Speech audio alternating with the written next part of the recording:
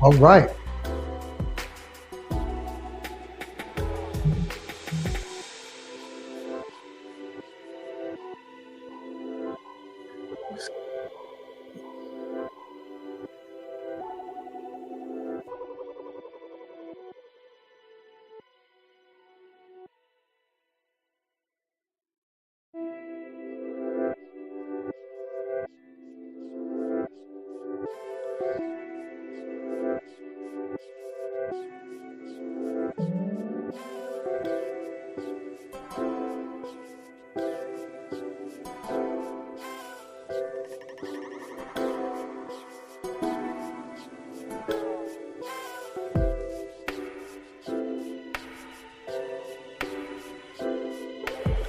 God bless you, everyone.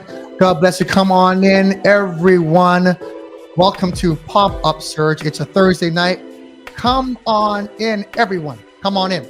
Let's get these numbers up. Facebook, help me out. Come on through. I know it's a different time schedule, but we are still riding the tide of relationships in the month of February. So come on in. Let's share. If you're on Facebook, share this, tag a friend, tag someone who may have gone through a divorce. We're talking about tonight a men's edition.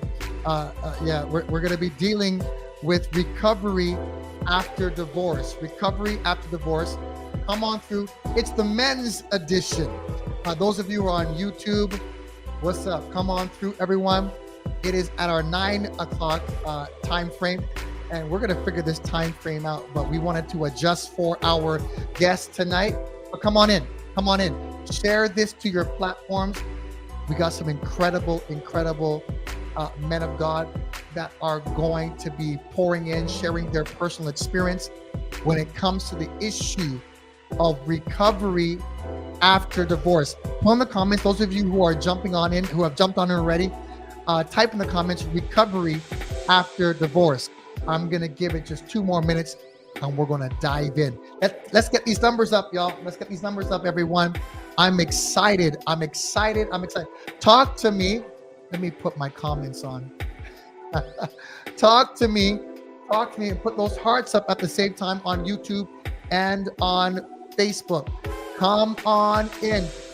Put in the comments, I am recovering. If you've been divorced before, put it there, I'm recovering. And if I don't wish divorce on anyone, but put up if you survived some difficulties in your marriage, in your relationships, put on the comments, I'm an overcomer. I'm a survivor. Come on in. Hi, Christelle. How you doing? Hi, Donna. Bless you. Pastor Loretta is always up in the grill. Candell, I see you. Bless you. Come on through. I'm excited for tonight. Let's get these numbers up. Let's get them in. I'm excited about tonight. I'm excited. Put those hearts up for me, both on Facebook and on YouTube. Share this with somebody. Someone needs support. We've all had to deal with a hardship in marriage, but we've not all had to deal with a divorce. Let's talk about some of these pitfalls. Let's talk about some of these challenges. 60 more seconds. We're going in. Come on through. My guests are waiting in the background. I have one more that's on his way, and so let's jump on in this with this conversation tonight. I am excited. Good to see all of you. Welcome once again to Pop-Up Surge. It is really a midweek a Monday night surge. Normally on Monday nights, we come on in with this devotion, with this Bible study and prayer colliding all in one. It is your life and Bible making sense. So it is a privilege to have you all in. Normally we do it on Monday nights, but we've been having this extensive conversation that we've been carrying in on Thursdays. And I am so excited to continue this hot topic, which I really consider old school. But I'll explain that in a second. I want to introduce my guest, and my third guest just popped in tonight as well. So listen, hurry up, tag a parent, tag a child, someone, a believer. If you're saved, not saved, whatever your religious background is, share this with somebody. If you've experienced divorce, maybe you were born in a divorce situation. Maybe you were a child that experienced divorce and affected you, and maybe you were like myself, grew up in the church. My parents divorced in the church. It affects not only obviously the parents, but it also affects the entire family. As a child, it still affects me up to this day. But I could say I am recovered. I have recovered from the effects of divorce that hit my house, and so I'm excited. Y'all ready? Come on in. If you haven't shared already, jump on in. We're gonna move right into this conversation tonight and allow the numbers to come up as we dive in tonight. Well, listen, I'm gonna bring in my first guest, Deacon Jean-Marc. He's one of our amazing deacons at the Reach Center, Ottawa. I'm going to bring him in right now. Come on in, sir. How you doing, sir? I'm great. Happy to be here one more day. How are you doing? Yes. Which I am just so happy that you were able to connect with us today, tonight for the second time. You're an incredible man of God, a sage in your own right. I love to call you the sage. Thank you. This man of God, he oversees our discipleship group at the Reach Center, Ottawa.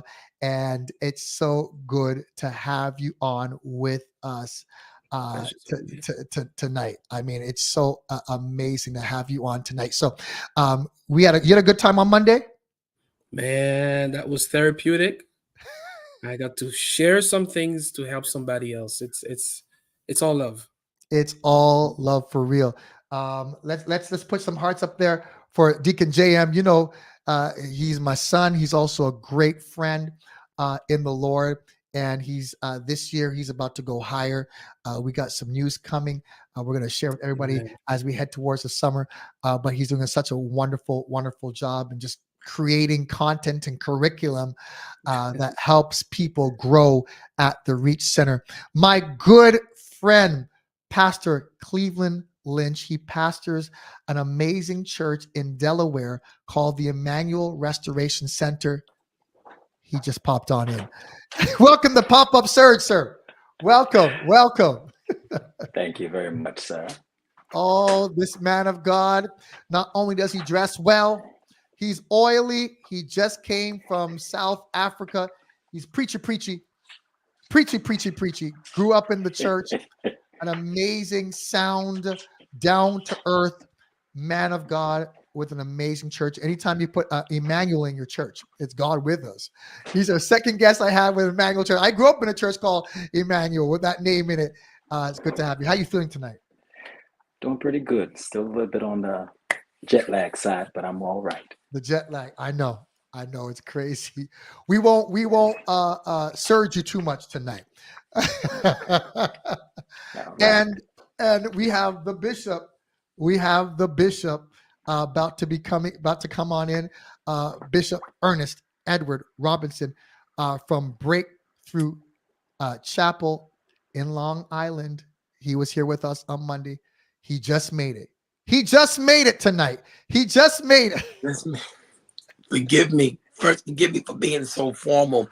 I had class tonight and teaching with some of our new candidates into ministry. So forgive me. Don't use it against me. Y'all look cool. I got the.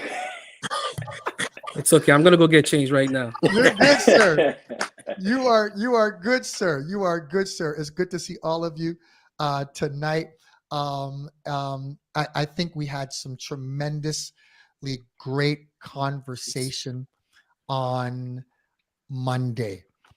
We had another guest from the Reach Center, Brother Kevin Price. He's our MD. He couldn't make it tonight, but some incredible conversation. And we had so many people chime in to say that they were blessed. And it was a subject that they just that they related to, and I wanted to get the men in talking about divorce. I wanted to get the men. Okay, those, I see the numbers coming up.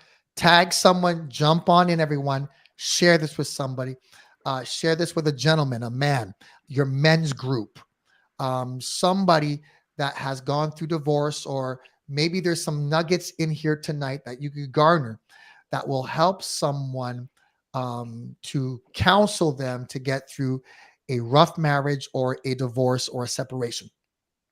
As I said, we had a wonderful conversation, and I wanted to hear from men, the perspective of some good, dare I say, Christian men who desire, I mean, God-fearing men, leaders, people who were in the pulpit and got divorced.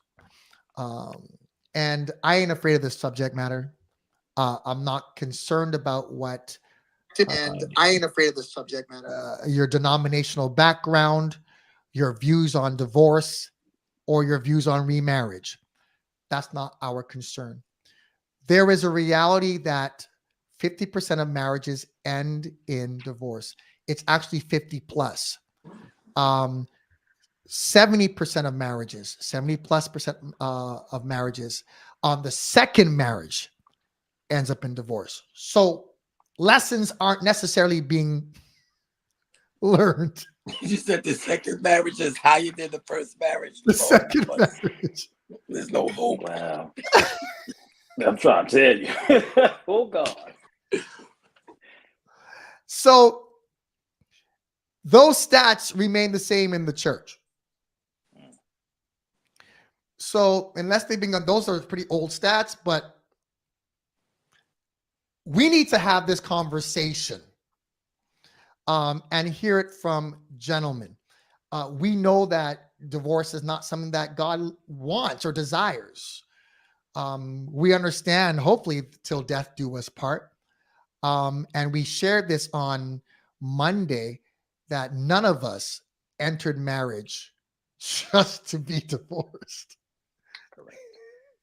So let's dispel that myth right now, that there are some amazing men out there. I should see some hearts right there. There are some amazing leaders, amazing men out there, godly men who entered into marriage with a God focus. They did their research, they did their best, but for whatever reason, you could judge all you want and point the finger all you want until you're in someone else's position. Remember that there's always three fingers pointing back at you. That's what my dad used to preach. You're pointing, there's three other fingers coming back at you. And so we want to really hear from the voice of men tonight. And let's start with the newest guest, Pastor Cleveland. Oh boy. Let's start with it, because the Bible says, "He who findeth a wife findeth a good thing." And sometimes here we are, the Bible says, "and obtains favor of the Lord." But sometimes we're like, what happened to this favor? What happened? I'm supposed to be favored in this, and yet I'm feeling mental health issues. I'm feeling stressed. It felt like maybe the worst and the hardest thing in my life. I wouldn't want anyone to experience this. Do you believe, with that in mind, that there is a good, clear voice as it relates to divorce coming from males, and in the church at that? Absolutely not. He said, absolutely. Emphatically not at all. And I say that is because specifically with some of our churches, we don't want to talk about this. Mhm. It is not a subject of where we talk about, we don't even go into details. We don't even have people really serving or giving their opinion about it. So it's not something that is discussed. It's not really something that is thoroughly taught or expressed. Mhm. So you're not going to hear men talk about it. Now you're going to hear the women talk about it. Yeah. You're going to hear the women talk that is in ministry, that are in the church, that are not in the church. Everybody's going to run their mouth about, oh, how they are so heartbroken and all that other stuff. But there is not really a voice or a person that is actually talking on behalf of the men saying, I'm a divorcee and I've been hurt too. Some folks, they just want to, maybe it's because sometimes I'm going to season my words with grace and walk gingerly here. I don't want to be in a position of where we are bashing. No. Because sometimes people are in the other sex has a tendency to bash.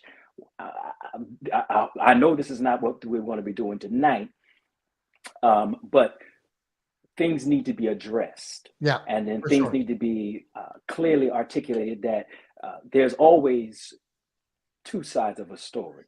And then Hello. actually there's three sides of a story. There is actually your side, there is the other person's side, and there's also God's perspective on the matter. And when you don't really conceive what's going on from the outside, it just looks like, oh, well, he's not saying anything, then boom, everything, he must be the dog in a relationship. Yeah. And that is not the case. That is not the situation. There are some men that are striving to please God. It's just that there may be a situation where, like we have in the Bible, where it talks about where there's reconciliation. And when there's not reconciliation on both parts, it can't work. That's it. And I loved how you also said you threw it in there. Just it's like a little seasoning of it. You said, yeah, men hurt too. And it's amazing. We mentioned this on Monday, and you weren't with us on Monday, but you said you're saying the same thing. Men hurt as well. We hurt too. Our hearts are broken too. Don't get it twisted. Just because we may not be overtly crying all the time doesn't mean that that there are tears not being shed on the inside. We fall in love. Oh, yes. We fall in love too. And fall in love hard. Hard. And sometimes falling in love means you're falling. Absolutely. And then sometimes you can't get back up again. So we have that. Get up. I can't get up again. And so don't mistake the exterior grit to mean that there's no passion, there is no love, there is no desire, that we didn't feel like a failure or in some sense. And I want to give that voice tonight. I'm not a divorcee. I've seen it in my home, right? But I wanted to give these gentlemen that voice to say, hey, I love God. I wanted to do things right, but man, I almost had no other choice. And so, Deacon JM, Deacon John Mark, what are some of the misconceptions that you find that maybe was placed on by the church concerning men and divorce? Some of the misconceptions that maybe the narrative that is out there concerning, in your opinion, concerning men and divorce. I think oftentimes when a marriage is dissolved, oftentimes we like to put the blame on men. Either he must have been in some type of situation, or maybe he did something to her. But there's situations that a divorce is more complex than that, right? Before you've gone to the lawyer, you've already made that decision. Wow. Correct. You made it to that court, that office. You had to have gone through a lot of trial and errors and trying to discuss it, because you're saying, this is my wife. Yeah.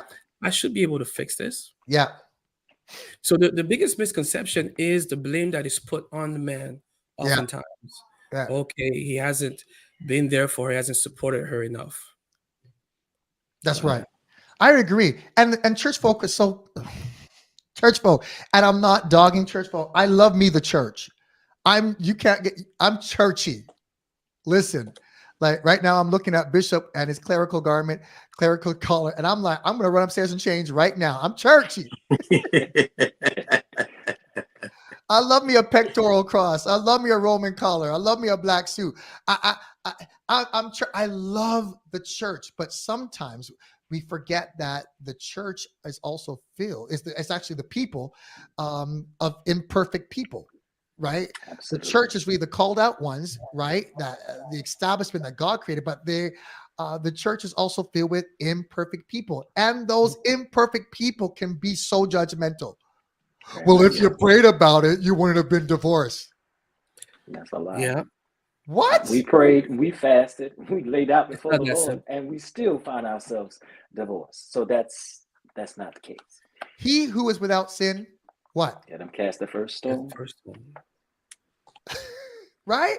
And so some of these things as well, some of us who are and some of everyone that's on the line tonight are leaders, and they were divorced while leading, while counseling somebody else's marriage.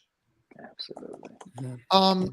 Bishop, how did you deal with that, Bishop Robinson, in counseling other people? And meanwhile, as a leader, here's a leadership perspective.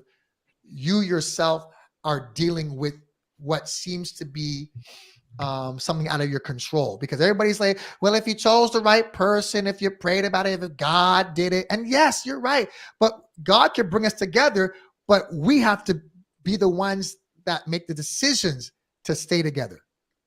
Correct. And it takes two to tango. Well, that's well said. I think my perspective actually was colored by my experience. Wow. In the sense where, because of what I was going through, it gave me a greater passion for, number one, premarital counseling. Okay. Number two, being able to identify with what those that I was counseling was going through. I can feel them more. It's one thing. And I'm trying to say it in the nicest way. So Jesus says to Peter, the devil desires to sift you as a farmer sift this wheat. Yeah. But I pray that your faith fail not. And he never said you wasn't going to go through it. He never Ah. said I told the devil no. He never Correct. said, I said, get thee behind me, Satan. You know, what you talking about? He said, Peter, I pray that your faith fail not. And then this is how I know that Satan was given permission to put Peter through that. He said, when thou art converted, Yes. which is interpreted when you come back, when you turn back from this, strengthen your brethren. Strengthen So I some will. think sometimes we're not able to give strength because we never felt the weakness. We never felt what it felt to go through it. Wow. So in Peter's case, he had to feel what it felt to be unrighteous. Sometimes in our cases, in order to minister to certain people, we really had to feel what they were going through. That's right. Because it's very easy to be religious. Yeah. It's very easy to be to quote scriptures. Well, God don't want this and God doesn't like that. And 1, 2, 3, 4, 5, 6 with no colors of human experience. Not that God's word is subjective to our experience, That's right. but God's word guides us through it. That's right. So because of my experience, I was able to feel the pain of that couple. That's right. And give them that choice. Got you. And as you said, if you want to make this work, you can. Yeah. But it is going to be work. Yeah. Sometimes we don't have a choice because two people have to want to make it work. Wow. One person, and I've learned the hard way, and I'll shut up. One person can't love for the both. That's right, Bishop. Absolutely. You just Put because that in the comments. One person can't love for two. You can't do it. That's true. There's not enough love. It's not a 2-for-1. It's not a 2-for-1 special here. No.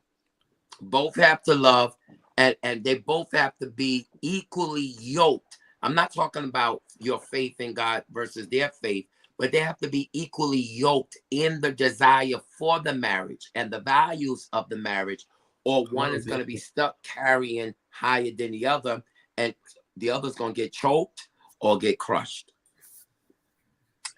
Well said.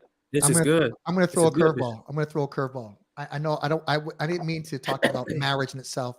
I want to stay on the topic of, recovery after divorce, but hindsight's always 2020. How important is friendship before marriage? Anybody? An authentic friendship. I would say it is key. Mm. Um, I think that's one of the biggest things as of right now. Yeah.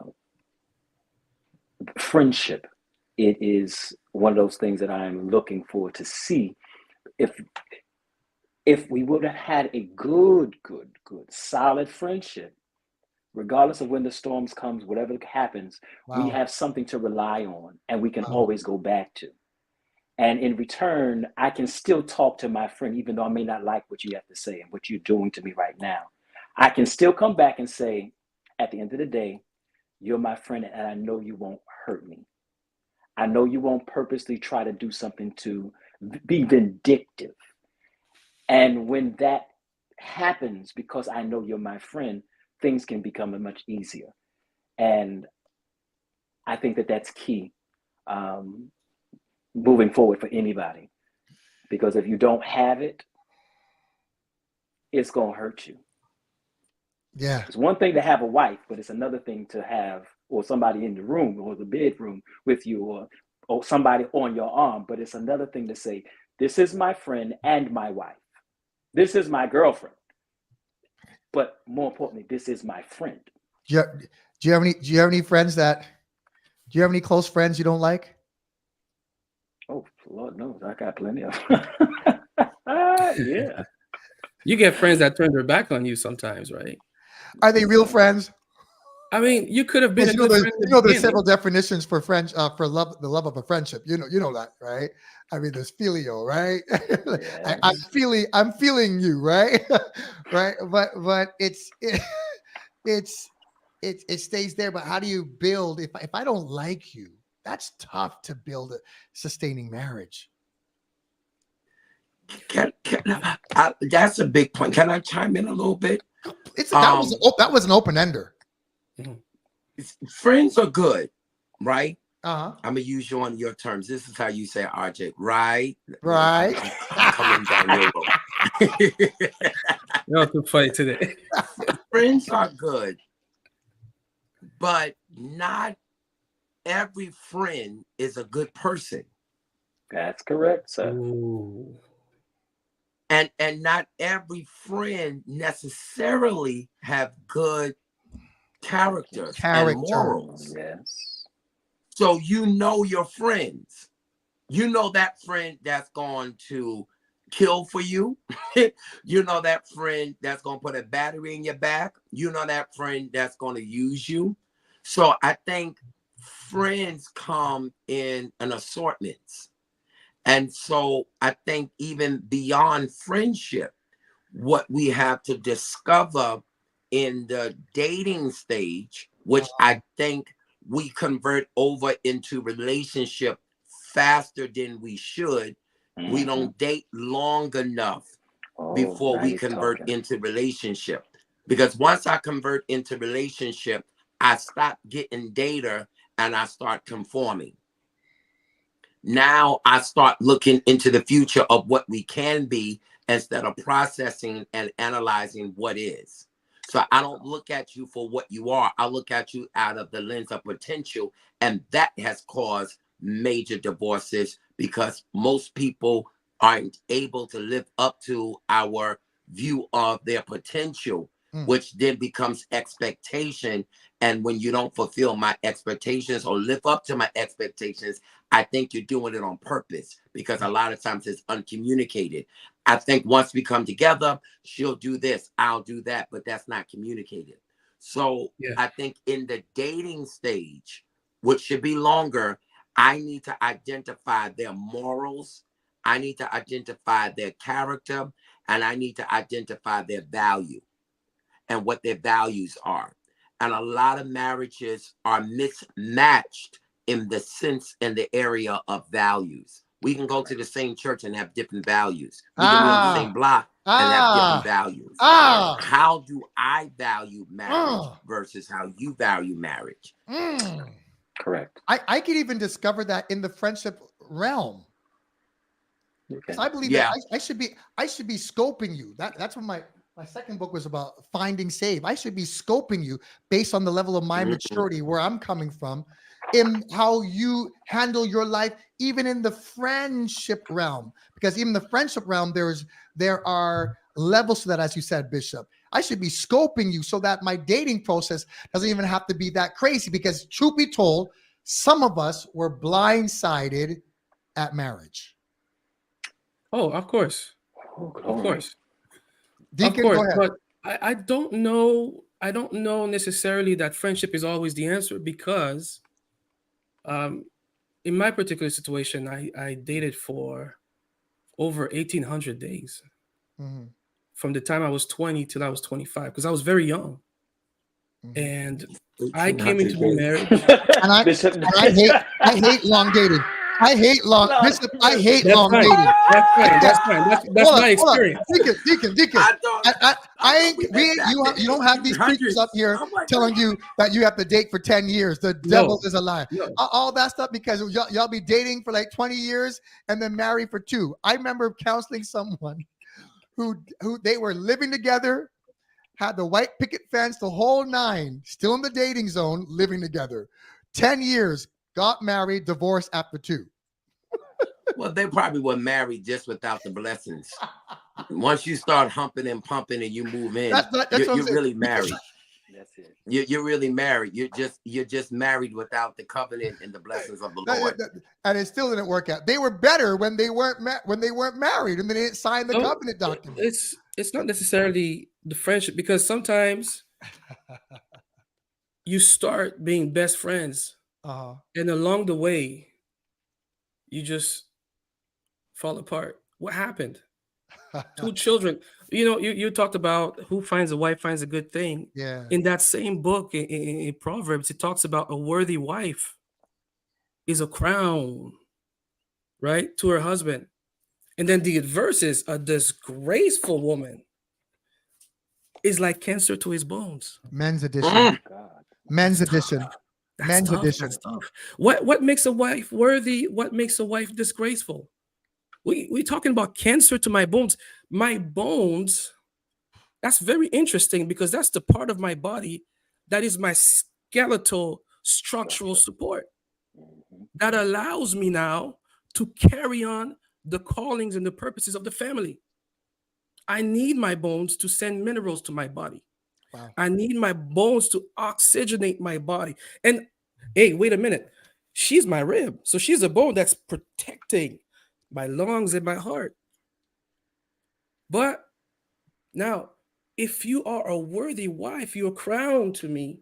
But then, as a disgraceful woman, that's the same book. You become like cancer to my bones. It's like you're putting bleach in my coffee, right? You're hurting me. Either you enhance my reputation, or you destroy it, or you corrode my strength. And there's some people that let's talk about, the reality of it. There's some people that their brains are not wired to be happy. You could give them all the attention in the world, and you're filled with the Holy Spirit. You're a child of God, and you don't necessarily understand what joy and peace is, and you have the Holy Spirit. Did you just say they're not wired to be happy? Do you know how serious that is? No. I was getting ready to say, What'd you say, brother. Bishop? Some people's default setting. What did you say, Bishop? That sounds like a need for therapy, because That's you therapy. go through so much hell as a child and as a young adult that your settings is on conflict, That's right. turmoil, and contention, so much so that when you're in a peaceful environment, you have to create toxicity so Yes, that sir. you can exist, because you've learned to exist in In toxicity, dysfunction. not in peace. But you That's don't right. necessarily see that um, in the dating realm, right? Mm. You need affirmation. You're a child of God. You've received the spirit of adoption, but you need more affirmation than my children, right? Wow. Some of these things now you find yourself having to juggle in your marriage. It's becoming a busker fest. You're a clown now because I have to constantly perform to try to make you happy. That's very Wow. difficult, and that's the challenge. So now we're going back to that question: what makes a wife of noble character, right? So there's so many things that we're looking for in a relation, and for men as well. But we're talking from our It's perspective our here. turn tonight. I need that chemistry. I need that sensuality. I need you to be doctrinally grounded. I need you to be prayerful. I need you to be fully surrendered to Christ, because I can't be all to you. I can be some things at times, Ooh, but I'm But I still a can't be man. I everything. can be you everything to saying you at all something. times. And And it's if you tiring. take my attention away from everything else, then I can't fulfill my calling. And now I'm in trouble with God. And now we have challenges, because now I got to miss work because it's not going well with you. There's something. Your default setting is chaos and depression. Well, the biggest challenge too is this: yeah. we are attracted to who we marry. So if their default setting, and just from my experience, Yeah. if their default setting is crazy or treacherous, then there's something in us that was attracted to that. Of That course. not so much for our pleasure. There is an author, Jason Hendricks. Jason Hendricks, I think that's his name. Getting the Love You Want. I'm looking for it in my library. Getting the Love You Want. And he believes that what we do unknowingly, unconsciously, we develop an image of our mate at traumatic times of our childhood.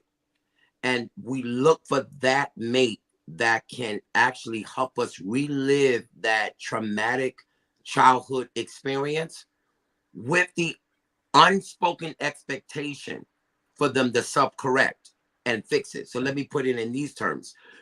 If your mother wasn't home, or your mother didn't show you a lot of love, you're going to look for a mate that doesn't show you a lot of love, but you want her to start off showing you no love, so that then she can show you love. Because really what's going on psychologically, you're trying to get her to heal you from childhood wounds. Mm-hmm. So a lot of times we don't even realize that we're bringing childhood wounds and experiences into the marriage, and we cover it with halamashanda, and we speak in tongue and we shout. Right.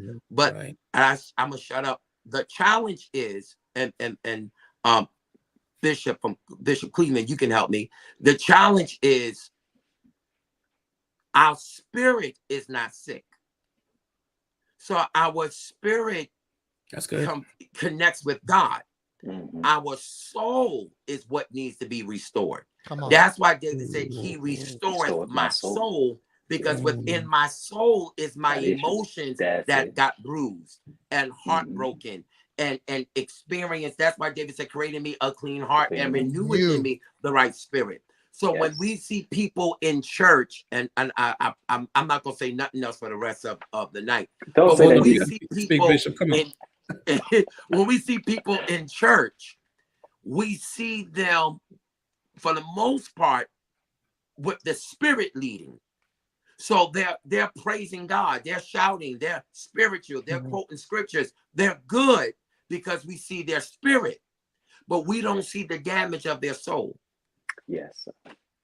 So especially for church boys, we want to find a church girl, and we think because we found a church girl, we didn't find a damaged soul.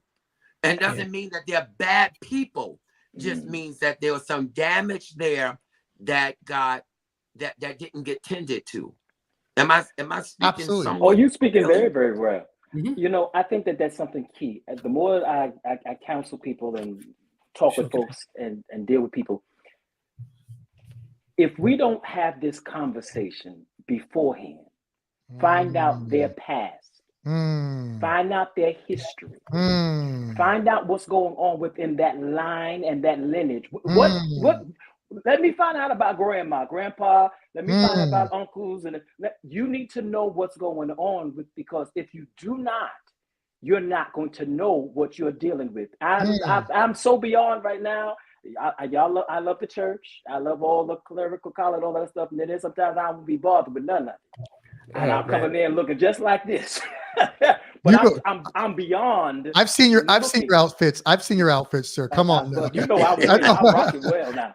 But my thing is, I'm not studying none of that at this point in my life because I want to know what is truth. And truth beyond the shout, beyond the hikamasanda, before you roll out on the floor and they throw that sheet on you, I want to know, what is your life? What was your childhood like? What is your mom and daddy like? What is the, just because we're married and because there's two different households coming together, there is still the philosophies that are totally different. And we need to know that. We need to talk about that. We need to understand as you said before, our morals, our values, and everybody's morals and values is not the same. But what you said from the Johnson house over to the Love house is not the same. And we got to make sure that we know what's going on. We need to talk about that. And that's why I agree. Dating is key. And, some of us in our lovely, how do I say this nice and gingerly? We want folks to get married. And so we have them get married and you're dating or you're courting for 3 months and then you get married. I don't believe in that foolishness. They tried that with us. They tried it. They may have tried it, but failed. It ain't gonna work with me. I need to know who I'm dealing with, and it has now put me even in this position right now. If I'm going to date, I need to know that individual. Yeah, I need to know. Don't come up here and talk about I have to speak Ishkana Masandala Mahari. I don't care about your tongue. What about speaking tongues too? What about if they told you that the Lord told you that you're your husband? If the Lord but the Lord said that you're my husband. Look, you're my That's Lord. the first one I'm running from. I have. If that witches in the pew, witches in the pew. If that is the case, brethren, would have been if the Lord is in all of that, I would have been married about 8 and 9 times by now. The blood of the most. I'm trying to tell you, these folks are crazy with what they say. I don't care if you're the prophetess. I don't care if you're the great late potentate. I can care less. It says he that findeth I got to make a choice. Okay, hold up. Let me throw this out here. We got time is running. This is hot. Put some hearts up there on YouTube and on Facebook if you're feeling this so far. Put them up there like crazy. All these things that we talked about all affect men. Men hurt too. Number one. It affects our children. I don't even know if we're going to have time tonight even to talk about that. But the strain of the tug of war and using the kids as pawns, trying to get the kids to side with, the effects on finance, lawyers, housing, the way men have been painted, the extremes that I've seen in the church. It's like as if a gentleman would be a criminal, like the worst criminal that deserves to be behind bars. And the desire I've seen in men, that they have inside just to scream and to share their point. And they, just like Jesus, and they open not their mouths. I'm not even going to get you to talk about that today. But what I will say, just for the fun of what it, a tease. What a tease. Mean, that was, you that are was saying all of that and to say, I'm not. let me touch on this a little bit. The devil is a whole lot. Hold up. I got something to say about that. What we ain't going to talk about. What's going on here? You can't do that. Deacon JM, I'm trying to preserve some of y'all because the internet is live. We can navigate it. We can navigate. We smart. Yeah. Deacon, just a little, because I have one thing I wanted to say. Well, you But- should have asked that. You gonna trigger us and then say we're not gonna talk about Bishop is that. bad. The That's a blood trigger of word the right Most there. No, High. no, okay, did. hold up. Who wants a part 3, men's edition? Oh Lord, Who wants Yes. a part 3? Yeah, we might gotta as talk well. about them kids. Hold on. Because the kids is a whole segment on itself. They're a whole Yeah. segment. It They're a does. whole segment. It's a whole segment, right? Where it Yeah. talks about the legalities, when it talks about, of course, the parental alienation in itself is a whole segment. Yes. So I want us to save. I just want to save some of it. Who wants a part 3? Okay, I got part 3s coming up. Okay. Put up part 3. Y'all take your notes. But I want to say this: women cheat too. Yes, they do. Women And- cheat 3. Women. We're having too much fun up here. Yo, this is It's- what look, it's deliverance. funny This is what now. deliverance looks like. This is what deliverance look. Women cheat Have too. mercy, Lord. Well, you see, Pastor RJ, I want to go back a little bit Okay. because a lot of times the question is, well, when normally when a divorce happens, when a marriage breaks down, Mm. if the one person looks good, the other person has to do everything they can to Lord have defame mercy. them. Because then the one that doesn't look so good is like, well, why did you leave them? You know what? So you must be bad to leave that. So now they got to create this narrative of monstrosity that says, hey, this is how bad it was because it doesn't make sense for me to have left. So one of the things that I really want to say is if you are, and I hope nobody is, because divorce is nothing to play with. No. Bro, and most of the time, my deacon said this early in the evening. You're not divorced when you sign the papers. Correct. Most of the time, you're divorced 2 or 3 years before you even see Yes, a sir. lawyer, right? Yeah. You're already clocked out. You're already gone through the pain, and so now you're just dealing with the legalities of it. Wow. But Wow. a lot of times what we tend to do is we have to make the other person look bad. Why don't we just say it didn't work? Plain and simple. Yeah, it didn't work. We did everything we could. We just didn't work. We wanted it to work. We wished it could work. We don't have to. I don't have to kill you, kill your name, destroy your name. It just didn't work. You know, I could if I wanted to.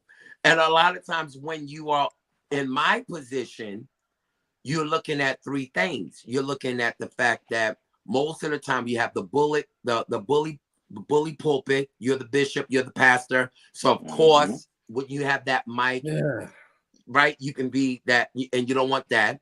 Then number 2, you're looked at, wow, were you holy? Were you righteous? You had to fall short. You had to sin. But I'm not even looking at that. I'm looking at the fact that what I say over the pulpit, will it hurt them? In defense of myself, who would I destroy? Come on now. I have kids. So when I respond to prove my point, how would this damage my kids in seeing their mother?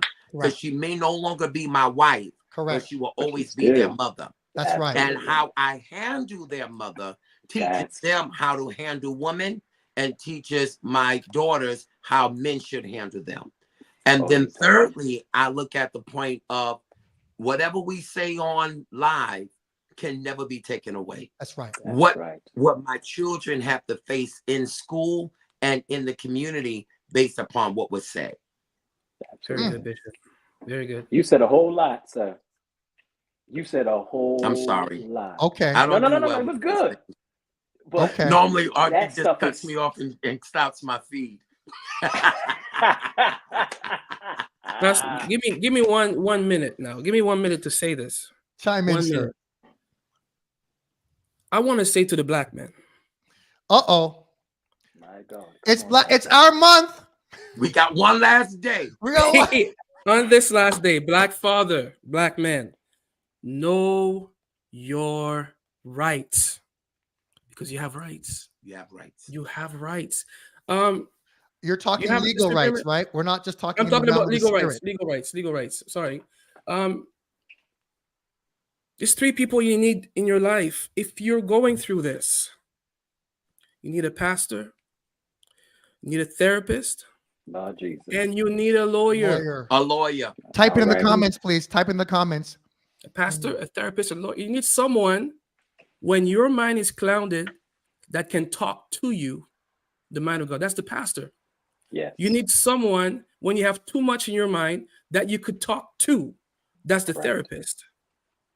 And you need someone who could speak on your behalf. Because, man, Yes. if you think you're going to self-represent in court, Not happening. this legal system will chew you up, eat you alive, and spit you out like a ball. It's already rigged Yes. against. You Yeah, can't it is do it. rigged against It's already rigged against males. As a Listen, as it man, is. it's rigged against you. And as a black man, Yeah. Even it's worse. rigged against you That double. judge gonna look at her. He's gonna look at you with your 300 pounds, 6'5", and say she's right, you're wrong. Those kids Point are going blank. to her. Period. Now, I'm not saying that every situation does not call for it, but there are some situations. I mean, I've had some experiences myself. Not gonna peer open the curtain, but if your wife, after you have a disagreement, you wake up to the police, you didn't threaten her, you didn't attack her, and the police is showing up at your house, that's an open declaration of war. That's war. He said an open. This man is wise up on here. You He gotta- said an open. He made my twist stand up. I'm Stop trying making me laugh in this. I don't even know what side. Alfalfa just showed up. I don't know if it's Now, you go to court. Alfalfa. Buckwheat and alfalfa Turned it just up, showed up. buckwheat. Buckwheat and alfalfa just I'm showed trying up. to help a brother out. But it's But that's it's true, facts. sir. It's I'm facts. trying to help you out. It happens. Yeah. If you're okay, we have a disagreement. We're going through a divorce. She goes to court and says lies about you so she can have the children. You can't see them. Listen, the person you marry is not the person you divorce. That's right. That's true. They're 2 different people. And sometimes, even though we're both children of God, we really want to hurt each other. Wow. And there's some people that go beyond boundaries. They hate you more than they love their children. Maybe sometimes it happens. So you have to protect yourself. You have rights. Yeah. And listen, if you think I can't afford to lawyer up, you can't afford not to. say that again 3 times. That is true. You're saying that you can't afford to lawyer up, you cannot afford not to. And I'm talking about situations where it's a foregone conclusion. Maybe if you talk to the pastor first, but now you have the pastor, you have the therapist, you have the lawyer, talk to those people, and hopefully they're not 3 the same, right? No, the they same can't thing. be the same. They don't need You to gotta, be you the gotta same. have those that. individuals. And you need to talk to them in all honesty. You need to talk to them simultaneously. Yeah. You need the you can't talk to the pastor for 6 months and then talk to the therapist for 6 Come months on now. and then That's talk right, to the Bishop. lawyer. That lawyer needs, as soon as there is a declaration of divorce, I want a divorce. When those words come out of anybody's mouth, you No. need to talk to a lawyer immediately, because there are things that are going to be set, and it's hard to break them when they set. When they start looking at child support, they're going to go from where you are at this moment. They're not, and please, we got to push this, because at this moment you're married, you're stable, you got your family, you have your children, you have your house, so you have your mind. When you start going through divorce and your house is ripped from you, apart, and your children is ripped from you, They want to and see your you. heart is ripped out, guess Yes. what? You're going to go into depression. Yeah. Oh yeah. Because a man needs his family to stabilize. Yeah. I don't care what Yes. anybody say. I'm not right if I don't know where my kids are, if I don't know where everything's set. I need to know my house is set. So when Yes. my house is not set, I'm not thinking as straight as I would think. So you know what? Eventually, I might lose my job. So Come on in now. the midst of the divorce, or right after divorce, what if I lose my job? What if my income is not the same? But you know what? While I was going through it, my child support was set based upon where I was when things were somewhat good. So you need a lawyer from the beginning that Yes. will speak for your interest, because you can't get upset. And this is to my sisters too. Well, I don't want nothing. I don't care about anything. I just want out. Oh, Because good if luck. they lawyer up, that lawyer is going to make sure they get as much as they can get for their client. It's no Yes. longer my childhood sweetheart. Now it's war, and let the better person or the better lawyer win. And So- sometimes it's more civil when they see that you have that protection. It doesn't have to get to that place of just tearing each other up because, oh, he's got a covering, he's got a pastor. Uh-oh, I got to be careful now. He's got a lawyer. Oh, so when you establish these things, community, especially for the Black men, is quintessential. Absolutely. Listen, Yes. If we don't, you know, I don't have would it. love for us to talk about this a little bit further, because you know, there's people that have not lawyered up. There's folks that have not. They got the pastor, they got the family, they got all these other stuff, but they did not lawyer up. So that brings in a whole nother aspect, and so we need to talk about that as well, because then you see where things are broken down. You see, and you understand why people go through depression. that's right. And we come to church and we try to shout and dance all this stuff. No, there's things that's going on. The heart of man is broken. Yeah. And we need to address these things. We need to talk to these things. And we need to not. One of the things that I've learned, we have a good way of putting on a mask. Yeah. Because we are men, we know how to put on a mask. If you're in the church, you know how to wear a mask. They've taught us how to mask ourselves. But more importantly, if we don't address stuff and are not truthful with ourselves and about where we're at, we're going to stay in a state of depression. And you can be in church and still be depressed. That's right. Oh, Absolutely. You can 100%. preach Yep. and 100. be depressed. 100. 100%. Oh, I know. I've been there, done that. 100%. What I will say though, along with that, is even if it's amicable, it's civil, right? And you didn't get a lawyer per se, get some legal mediation. Just make sure it's signed, Yes, sealed, that's good. whatever it is, that it's documented. And I'll even push the envelope, because I love how you said, Deacon, you know, you got to have those three things. You got to have the pastor, the therapist, and you have the lawyer, right? Yes. For all those pastors and leaders out there, stop taking sides.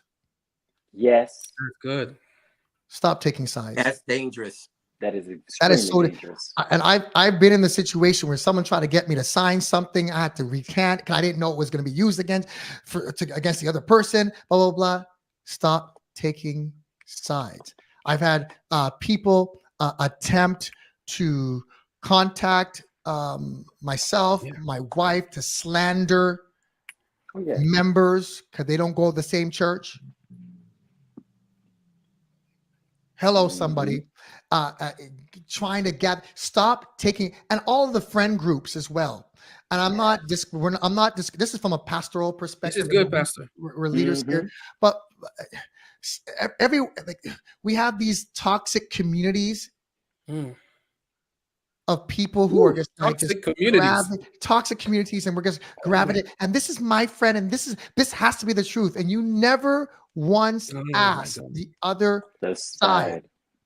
That's How correct. dare Don't care you? about the other side. They don't care. How dare any of you garner all your prayers as if you are omniscient to just one side of the That's why we- perspective, and If I can pray, piggyback, and not pray for both parties, including their children. oh my And you God. don't know that they're being sabotaged. Some of you have been praying Oh, and supporting and interceding for demons, correct. Mm. No, that's a whole nother thing right there. right? So we got to be I said, right? We've got to be careful. We've got to be careful. Listen, this I saw so many people that said part 3, and We can go so deep on this one. Mm, mm. I'm going to talk to these men. I think they're inclined to so. I think it's if their schedule permits. I think we could talk about this. Maybe we got to do a men's channel. There are books coming out. There are books have already been written. Bishop, can you share your book with us again about the father? Yeah. Sure. First of all, again, let me just pause and just say thank you so much, Pastor RJ, for creating this platform and this environment for us to share. And I think it is noteworthy that the guests that you have brought on, including myself, we don't have an agenda to make anybody look bad. We don't have an agenda to even make our exes look bad. Our heart is to really connect with those who are going through what we've been through, and trying to make sure that if they can go through it with a little less pain than we did, or a little more wisdom than we did, then I think we would have done our job. I'm talking about the book, but I just kind of wanted to hit on something that one of you all was speaking of in regards to some of the pain, and even somebody said, well, I didn't want to lawyer up. We're not saying lawyer up to attack. No, we're saying lawyer up so that things are done right, and things are done clearly, so that the kids are not affected adversely in the future because paperwork or stuff wasn't done correctly. I leave that to go into the book. Most of the time, fatherlessness happens because really honestly happens in the absence of marriage. Either the child was born outside of marriage, or the relationship, the unit broke down. The breakdown of a family unit is increased exponentially when they are not married. So if you're just booing up, and as Mama used to say, shacking up, you're more likely to walk away from that family than if you were actually married. What I see and what caused me to write the book, Where's My Father, is the devastating effects of fatherlessness on every aspect of that child, from inside the womb to in life itself. And we deal with really the devastating effects of fatherlessness, how it affects them social, mental, economic, physiological, even spiritual. And then halfway through the book, we start a path of recovery. How do we get back? How does the father get back to where he needs to be, whether it's with the wife or at least in the child's life? And they're not mutually exclusive. You can come back in your role as a father without coming back to the role of a husband. And so they're two separate relationships that must be dealt with in their own rights and components. So that's really what the heart of my book is. And then as I got healed a little bit more from growing up without my dad, just spending the time with my children, I wrote a secondary book, Dad Life, Living, Loving, and Learning the Power of Fatherhood. And that's really a book on fatherhood without the trauma. And it's really blessed a lot of people. God has really given us favor with it, both men and women, because it shows the woman the male perspective of the house. Because if you grew up without a dad, you really don't understand fatherhood, both male and female. So thank you for allowing me to share that. No problem at all. Appreciate you. Pastor Lynch, I know you have some literature coming out. I'm not sure if you wanted to mention it at all, or if we're just going to keep that on until it comes out, because I was just trying to finesse it a little bit, maybe to give you some inspiration to finish the work that God started in you. You always got jokes. I am going to talk about that. But I also have, that's the one book that I'm working on. I also have the one that I right now that's out there is Conversations with Dad. And that book is a book of where I literally went through, the Lord allowed me to go through the scriptures and just identify with fathers in the Bible, showed me the good and the bad in those relationships, and being able to talk about what goes on in those relationships. So sometimes it's not always a bad thing. Sometimes it's a good thing, but then there's some things that are just in those relationships that we need to pay attention to. Yeah. And so one of the things that I talk about is the how we can have a father, or fathers will not even speak about certain things, and the danger of not speaking about certain things. And so we talk about a lot of different things in there, but it's all biblical. Yeah. These are stories in the Bible where they did not say certain things, or they did different things. So it's where they're at different stages in their life. It's the early stage of the childhood, the middle stage, and when they're older. That's And right. how do we come back into relationship with our fathers, Wow. even after they've been out of the house? And so as Bishop was talking, I was just listening. So I was like, I got to get this book to read this man's book. But those are some of the things that we talk about. And it's actually when I was doing the book, the editor was like, I really learned a lot from, and she was a woman, I really learned a lot from it because you taught me some things about me and my relationship with my own father. Yeah. And so we thank God for that. But at the same time, she was like, I know you're trying to gear it towards men, but it's not a book just for men. It's a book for women and men. That's right. And for folks that have a father's mantle, that they may not have kids, but they have a mantle of a father. It's imperative that we be able to talk and address that, because there's some people that they are surrogate fathers to people that don't have kids. So we need to address that as well and talk about those. So I address all those things in that book. But the other book that I'm working on right now, after I get finished with this other book right now, is called The Love of a Divorced Husband. Woo! And I'm coming from out of the passage of scripture with Jeremiah, where he's dealing with, and he says he's given the bill of divorce. So I'm talking and I'm dealing with that whole aspect of when the Lord gave it to me years ago, I never understood in totality what he was talking about until I actually started to go through things in my own life. And now that I'm in this position of where I am a father that has been, and a husband that has been, I'm the divorcee, but then I'm in a position where now I understand that context of scripture and that life. And so I'm writing from a different angle. So, and to still be in a position where you can say, I still love my ex, because that is my wife's, that is my children's. It's the children of the mother of our children. That's the mother of my children. So I can't say I hate her, as much as I don't like her sometimes. I must say, and I have to be truthful, and I have to respect and say, I still love her because of what she has done for me. She's born me those children.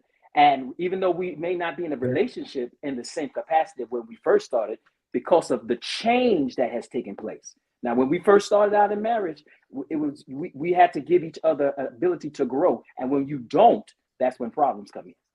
And so that's one of the things that we're going to be dealing with, the love of a divorced husband. And I will be, more information will be coming about that. All right. I love it. We have Where Is My Father by Bishop. That's online, right? Well, it's available. My lovely wife, Pastor Loretta, has put. She's awesome. She's Lady Loretta, we appreciate you so much. Yes. You can click that link and get more information there. I know Deacon John Mark, I want to thank you for jumping on with us 2 days. Thank you. This week, and I know we're going to develop some more content for our Reach groups and put some more things, more content out there for our gentlemen overall. And he's doing a wonderful job doing that. I'm on our way out. On our way out. I think we do need a part 3. Yeah, we do. There's a lot of information. Bishop, you're good. We did not touch. So the preachers already said yes. Deacon John Mark, you have to obey. I'm a pastor. John Mark, you can't leave us midway like your predecessor did. Your first name. I'm going to leave it with this. would you do it again? Yes or no? Not divorce. I'm talking about marriage. Oh, Or would I get remarried, or would I marry the same person? Would you get remarried? I Would you just do- wanted would you to. do? Would you do Bishop is marriage? As soon as he said, "Would you?" I started saying, "Mm-mm." Would you do it again? Would you do I it love again? you in the Lord. Yes or no? Would I remarry? Yeah. I think that's what healing looks like. Woo! Yeah, you're So right. next episode will be single, friendly, but not romantic. Oh, watch out. Wait a minute. Where's the romance? Well, let's talk Gotta about date what first. romance looks to a single man. Ah, my God. Oh, single Oh, friendly, okay. we're not romantic. No, but you know what, Pastor RJ? I know we're getting off, but that's a challenge. Going from being married for trust 20 me. years, humping and pumping, That's why we're gonna save it. to no gas. Nah, come on here now. I was married for 12 years, so 14 on this side, Shondo. I hear you, sir. 16 married, 18 together. oh, never Okay. mind.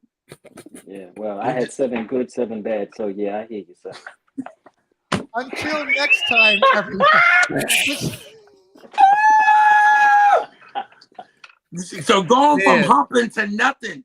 Yeah, come on here now. Let You me have to tell you learn. something right It, now. it is. You have to change the way that you think. Yeah, I lost weight fasting and praying to try to stay holy. For you, I am praying. You know, For Lou's here, 'cause you, you got Lady Loretta. You can sing all you want. Come on, Tony I you Black. can am shout. praying Mhm. for you. It's That's definitely an adjustment. It And when is. you're dating, you kind of got to be reminded you're no longer domesticated. This is not Come on legal here. anymore. Bishop, what we save used it. to do. Save it You keep Exit talking, stage sir. left. for part 3. We're going to have a transparent conversation. We're going to talk to the prophets. We're going to talk to the pastors. We're going to talk to the deacons. No, don't talk to the prophets. Prophets like to reveal stuff. We're just You, talking to you the prophet, sir. You the prophet, sir. I've seen you Well. prophesy. Stop it. Turning my gift off.